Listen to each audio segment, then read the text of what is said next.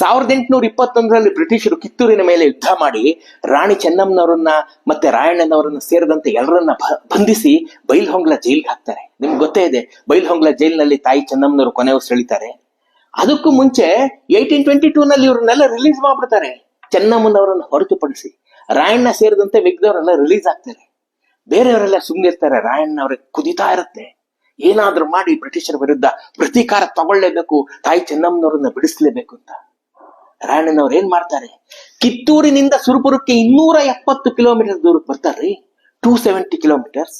ಅದರ ಅರ್ಥ ಏನು ಅಂದ್ರೆ ಅವತ್ತು ದಕ್ಷಿಣ ಭಾರತದ ಅತ್ಯಂತ ಪ್ರಬಲ ಸಂಸ್ಥಾನ ಸುರಪುರ. ಸುರಪುರದ ಅರಸರನ್ನ ನೋಡೋದಕ್ಕೆ ಬರ್ತಾರೆ. ಬಂದ್ರೆ ರಾಯಣ್ಣನವ್ರಿಗೆ ಅವ್ರಿಗೆ ಪರಿಚಯವೇ ಇಲ್ಲ. ಪರಿಚಯ ಮಾಡ್ಕೊಳ್ಳೋದು ಹೇಗೆ?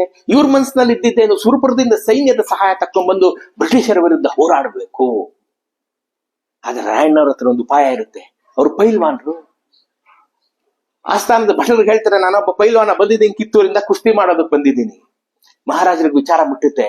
ಸುರಪುರದ ಸಂಸ್ಥಾನ ಅರಸರು ಯುದ್ಧ ಪ್ರಿಯರು, ಕುಸ್ತಿ ಪ್ರಿಯರು, ಸ್ಪೋರ್ಟ್ಸ್ ಲವರ್ಸ್. ಆಗ್ಲಿ ಹುಕಿ ಆಗ್ಲಿ ಮಾಡೋಣ, ಒಂದು ಕುಸ್ತಿ ಹಾಕ್ಸ್ರಿ ಅಖಾಡ. ನೀವು ನಂಬಲ್ಲ, ಸುರಪುರ ಸಂಸ್ಥಾನದ ಪೈಲ್ವಾನರನ್ನ ಅವತ್ತು ರಾಯಣ್ಣ ಕುಸ್ತಿಯಲ್ಲಿ ಸೋಲಿಸ್ತಾರೆ. ಮಹಾರಾಜರಿಗೆ ಬಹಳ ಖುಷಿ ಆಗುತ್ತೆ. ಸುರಪುರ ಸಂಸ್ಥಾನದ ಅರಸರಿಗೆ ಭಾರಿ ಖುಷಿ ಆಗುತ್ತೆ.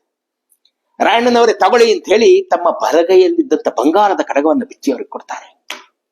ರಾಯಣ್ಣನವರು, ಬೇಡ ಸ್ವಾಮಿ, ಸಾಕಾಗ್ಲಿಲ್ವೇ, ತಗೊಳ್ಳಿ ಅಂತ ಎಡಗೈಯಲ್ಲಿದ್ದನ್ನು ಸೇರಿಸ್ಕೊಡ್ತಾರೆ. ಬೇಡಿ ಸ್ವಾಮಿ, ಮತ್ತೇನ್ ಬೇಕು ನಿಮ್ಗೆ? ನನ್ನೊಂದು ಕೋರಿಕೆ ಇದೆ. ಏನು? ನಾನು ಹೀಗೆ ಕಿತ್ತೂರಿನಿಂದ ಬಂದಿದ್ದೀನಿ, ಬ್ರಿಟಿಷರನ ಮೇಲೆ ಯುದ್ಧ ಮಾಡಿ ಮೋಸದಿಂದ ನಮ್ಮ ತಾಯಿ ಚೆನ್ನಮ್ಮನವರನ್ನ ಬಂಧಿಸಿದ್ದಾರೆ. ನಾನು ಅವ್ರ ವಿರುದ್ಧ ಹೋರಾಟ ಮಾಡಬೇಕು, ಬ್ರಿಟಿಷರ ವಿರುದ್ಧ. ಸೈನ್ಯ ಕೊಡಿ, ನನಗೆ ಒಂದು 300 ಜನದ ಸೈನ್ಯವನ್ನ ಕೊಡಿ. ಮಹಾರಾಜರಿಗೆ ಮಹದಾನಂದವಾಗೋಗುತ್ತೆ. ಬ್ರಿಟಿಷರ ವಿರುದ್ಧ ಯಾರೇ ಹೋರಾಡ್ತೀನಿ ಅಂತಂದ್ರು ಮುಂಚೂಣಿಯಲ್ಲಿ ನಿಂತು ಹೆಲ್ಪ್ ಮಾಡ್ತಿದ್ದವರಲ್ಲಿ ಸುರಪುರ ಸಂಸ್ಥಾನದ ಅರಸರು ಮೊದಲಿಗರು. ಕರ್ಕೊಂಡೋಗಿ, ನಿಮ್ಗೆ ಯಾರು ಬೇಕೋ 300 ಜನನ್ನ ಕರ್ಕೊಂಡೋಗಿ ನೀವು ಅಂತಾರೆ. ನೋಡ್ರಿ, ಮಹಾರಾಜರು ಎಂತ ದಯಾಳು, ಕರ್ಕೊಂಡು ಹೋಗಿಪ್ಪ ಅಂತಾರೆ. ಖುದ್ದು ರಾಯಣ್ಣ ಒಬ್ಬೊಬ್ಬರನ್ನ ಚೂಸ್ ಮಾಡಿ 300 ಜನರ ಒಂದು ಅತ್ಯುತ್ತಮ ಬೇಡರ ಪಡೆಯನ್ನು ಕರ್ಕೊಂಡು ಹೋಗ್ತಾರೆ. ಅದಾಗಿ 5 ವರ್ಷಗಳ ಕಾಲ ಬ್ರಿಟಿಷರನ್ನ ಇನ್ನಿಲ್ಲದಂತೆ ಕಾಡ್ಬಿಡ್ತಾರೆ ರಾಯಣ್ಣ.